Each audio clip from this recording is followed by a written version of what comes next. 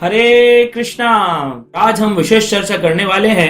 कई बार लोग बोलते हैं भगवान के मंदिर जाते हैं तो पुजारी लोग कुछ चरणामृत देते हैं, भक्त लोग चरणामृत देते हैं। ये चरणामृत पीना चाहिए, कैसे पीना चाहिए? कुछ लोग पीते हैं सिर पे हाथ लगा लेते हैं, कुछ लोग पीने के बाद हाथ धोने चले जाते हैं।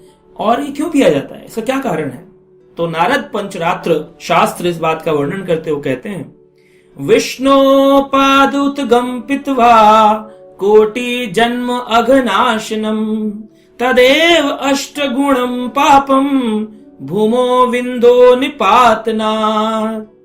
इसमें कहा गया है कि विष्णुपाद उद्गम पित्वा, अगर कोई व्यक्ति विष्णुपाद उद्गम, पाद यानी चरण से उद्गम, भगवान के चरणों को धोकर के पुजारी लोग जल हो गया या दूध दही का मिश्रण हो गया, पंचामृत से अभिषेक करते भगवान का, तो जो भगवान के विष्णुपाद उद्गम, उससे जो उद्गम हुआ है, निकला है चरणों से, पित्वा, उसको पी लेता है, तो क्या होता है?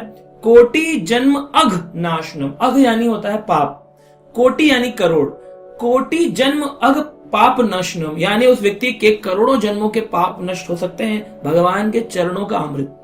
एक चरणामृत तो सभी लोगों ने पिया होगा, गंगा जल, उसका एक नाम है विष्णुपदी, भगवान के चरणों से निकलने वाला जल गंगा जल, सभी उसका पान करते हैं और वो सभी पापों को नाश कर सकता है। इतनी शक्ति है चरणामृत में। लेकिन इसको जब पिया जाता है, इसमें ध्यान देने वाली बात क्या है? तदेव अष्ट गुणम पापम।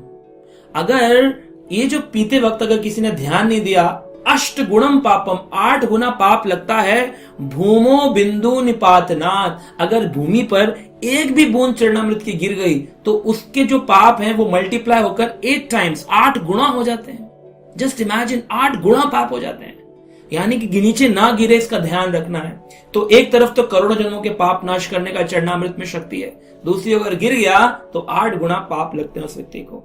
अगर कोई व्यक्ति पीकर चरणामृत पीता है और कहते हैं कि अगर उसने उसको धो लिया तो नाली में चला गया, उसको भी गिरना ही कहते हैं। तो कई लोग पीने के बाद नाली में धो लेते हैं। तो कैसे करें?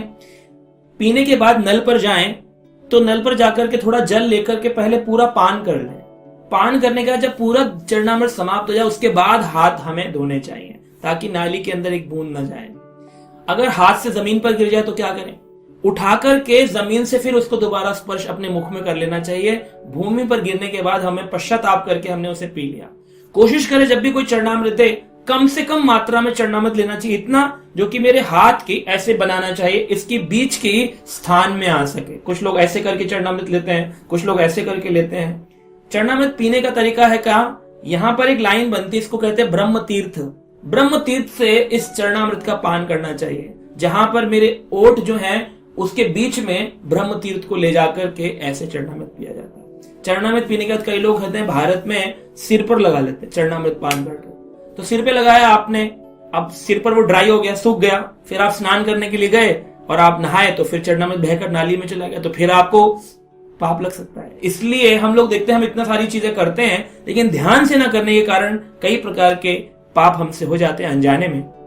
तो तरीका यह है, चरणामृत को ध्यान से पिए, हमारे करोड़ों जन्मों के पाप को नाश कर सकता है। लेकिन 8 गुना पाप लग जाएगा अगर वो जमीन पर गिर जाए तो उठा करके हम उसको पी लें दोबारा से और भूमि को साफ कर दें पूरा। नाली पर जाएं, वॉश बेसिन में जाएं या नल पर जाएं तो वहां पर भी थोड़ा सा जल पहले लेकर पी लें, हाथ साफ हो जाए उसके बाद अपने हाथों को धोएं। इस तरह से हम चरणामृत का सम्मान करें तो चरणामृत बहुत बहुत बहुत कृपा कर सकता है हर व्यक्ति पर, क्योंकि ये भगवान विष्णु, भगवान कृष्ण के चरणों का जल है। हरे कृष्णा।